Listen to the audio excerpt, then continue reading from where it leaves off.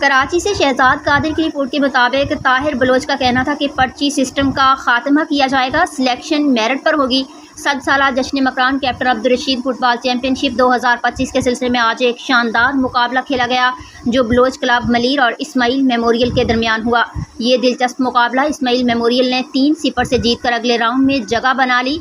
आज के मैच के चीफ गेस्ट हारून अच्छाजई थे, जबकि मेहमानों में ताहिर बलोच, अकील बलोच, गुलाम रसूल रेकानी, बाबा नूर मोहम्मद और मोहम्मद अली बलोच शरीक हुए।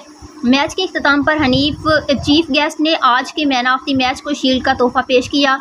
तकरीब से खिताब करते हुए ताहिर बलोच ने कहा कि अब सिलेक्शन खालिस मेरिट पर की जाएगी, पर्ची सिस्टम का खात्मा किया जा रहा है, नौजवान खिलाड़ियों को भरपूर मौके फराहम किए जाएंगे। तो मेरा नाम आर्यन है, मेरा ताल्लुक हुई कैसी हमारी गुलजमाल गुरोज में मेहमान खुशूसी था। ये लोग का बहुत मेहरबानी जो मेरे को बुलाया। हाँ अच्छा चल रहा है, बहुत ठीक चल रहा है माशाल्लाह, बड़ा कामयाब करे हुए, बहुत अच्छा चल रहा है, ठीक चल रहा है।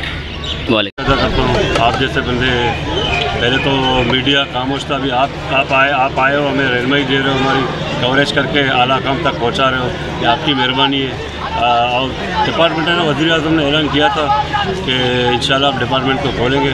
अभी हमारा जो हाल ही में इलेक्शन हुआ है पाकिस्तान फुटबॉल फेडरेशन का, उसमें हमारे सदर मुकर्रर हुए हैं सदर मूसा गिलानी साहब, उससे हमें उम्मीद है इंशाल्लाह वो बेहतरीन ऑर्गेनाइज़र भी थे और पीपा के साथ उसने बहुत सारे काम भी किए और इंशाल्लाह वही कुछ करेगा। डिपार्टमेंट को भी ओपन करने के लिए मेहनत कर रहा है। अभी हाल ही में वो टूर